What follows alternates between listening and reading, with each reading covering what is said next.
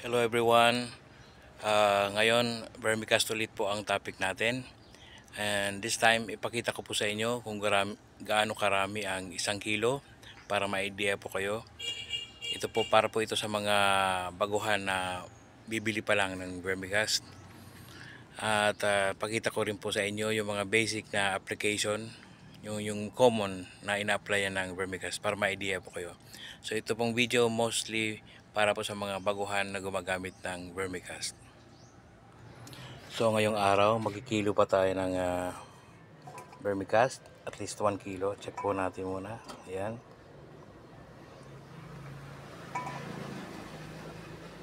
Okay na ba? So ikaw tayo dito.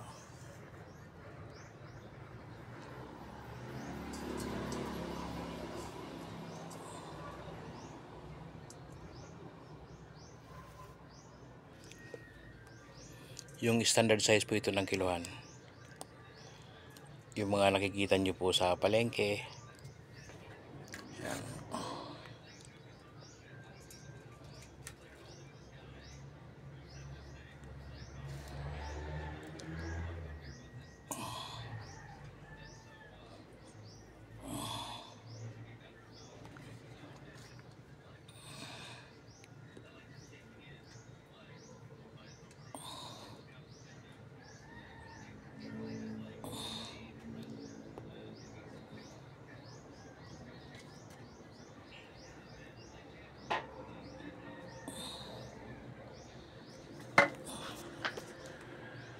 So yan po. That's 1 kilo.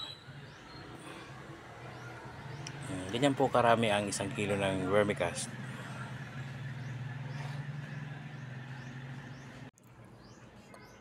So itong kinilo po natin ngayon, ito na rin po ang gagawin nating sample.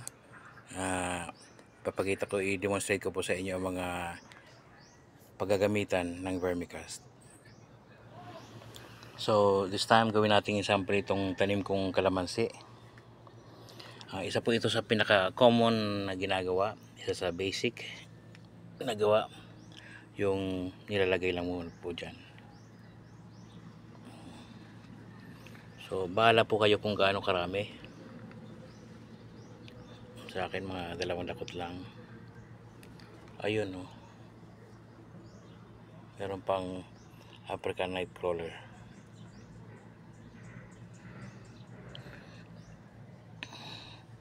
So pagkalagay po,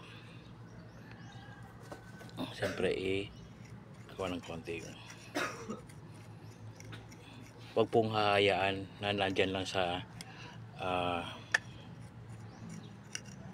ibabaw yung vermicast. Yung kailangan maghalo po sa lupa.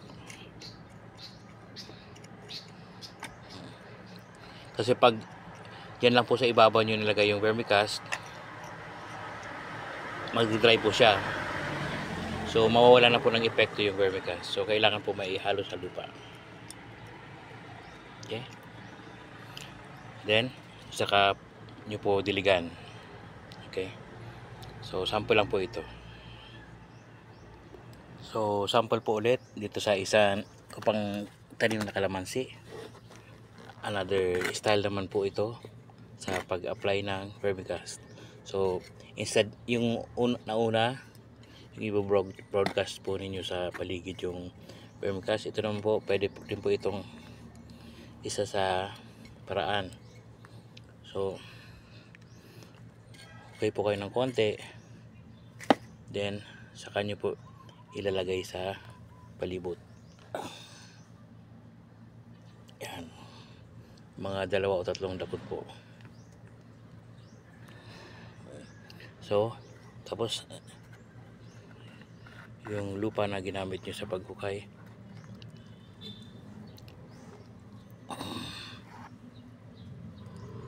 ayan.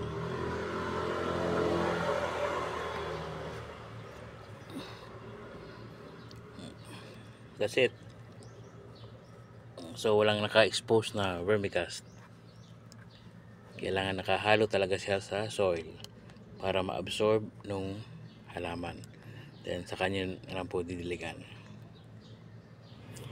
Isa pa po sa common na gamit ng vermicast ay yung tinatawag na paupo. Actually, pat lang po ito, pero applicable po ito kahit sa lupa. Ito po yung tinatawag na paupo.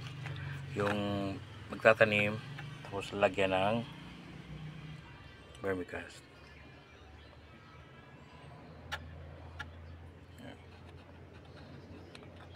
Saka ilalagay yung luya po ito.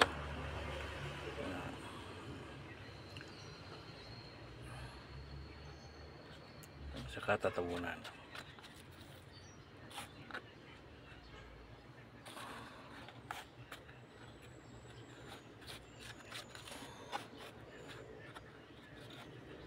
Yan.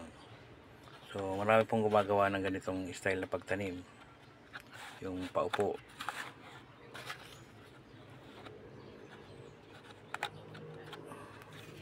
So ganyan. Tapos didiligan na. So habang lumalaki, pwede naman applyan nyo ng vermicast dun sa una kong mga pinakitang pag-apply kung paano. Pwede dito sa gilid. Okay. Pag lumalaki na lang po. Yan, tinatawag na paupo. And lastly, sa mga gusto pong makatipid ng vermicast, tantyahin nyo po kung gaano karami ang kailangan ninyo ipandilig. In this case, example lang naman po ito. Katulad nito, ginamit ko po rainwater. Mas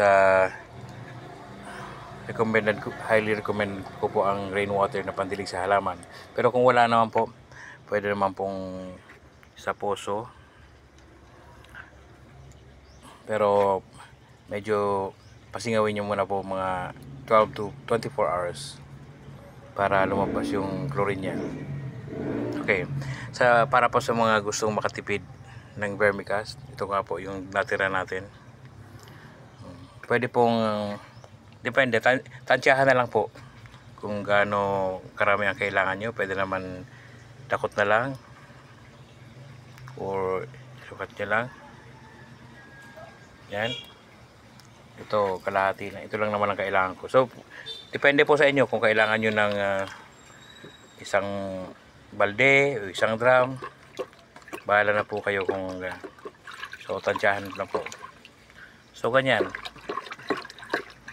stir nyo lang po, then idilig nyo na po sa halaman. Bahala po kayo, pwede naman every other day, every once a week, mga ganong so tuwing kukuha po kayo, pagdilig nyo sa halaman, pagkadilig i-stir nyo po ulit para totally even yung timplada ng vermicast. So pwede rin siguro ito matatawag na vermi-tea. So lastly, ipakita ko po sa inyo yung isa pang method. Ito po yung, alam nyo po, ito yung sa pa-bubbles ng aquarium. So bumili po ako nito. Ito single nga lang po ito. Meron po nitong double. Kung makakabili po kayo ng double, ganito, mas maganda po. Ito sa akin nasira na kasi nalubog po ito sa baha. So gagawin nyo po, gagawa kayo ng ganito. Siguro mas maganda kung marami-rami, mga isang balde. Tapos lagyan nyo ng vermicast. Bahala na po kayo kung gaano karaming vermicast. Tapos i-brew. Ano bang Tagalog ng brew? I-brew nyo po ito, papabubbles nyo po yung itong vermi-tea for about 24 hours para mo po ma-activate yung mga beneficial microbes, bacteria na nandyan. Pwede naman po ito mano-mano, siguro mga every 4 hours gagawin niyo po para na-activate yung mga beneficial microbes and bacteria na nandyan sa yung ganito po. Ginawa ko na rin po mga after 24 hours. Hayaan nyo lang po siya na magbubble. Again, mas maganda po kung makakabili po kayo ng double nito. Next time na bibili ako dito, double na yung bibiling ko. Para tapos ilulubog nyo yung pinaka-tube nyo dyan. Hayaan nyo lang po siya na magbubble for about 24 hours.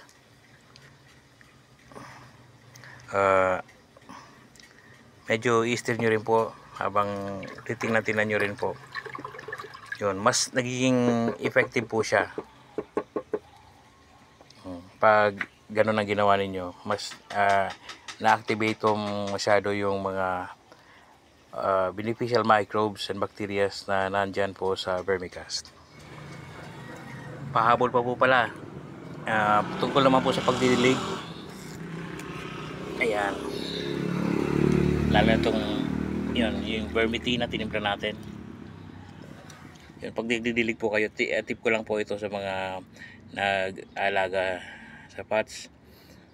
Wag naman po masyadong konti at wag naman po masyadong marami. Yung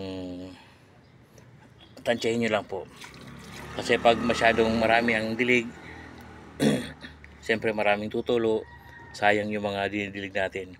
At saka para bang sa tao, pag sobra rin ang inom ng tubig, masama rin, maraming electrolytes ang nawawala. Ganun din dito sa halaman. So tansyahin na natin, lalo na pag nasa pots. Okay, so ito pong mga senior ko sa inyo, sa pots lang po ito, pero lahat po ito applicable mapa pot o kahit direkta sa lupa.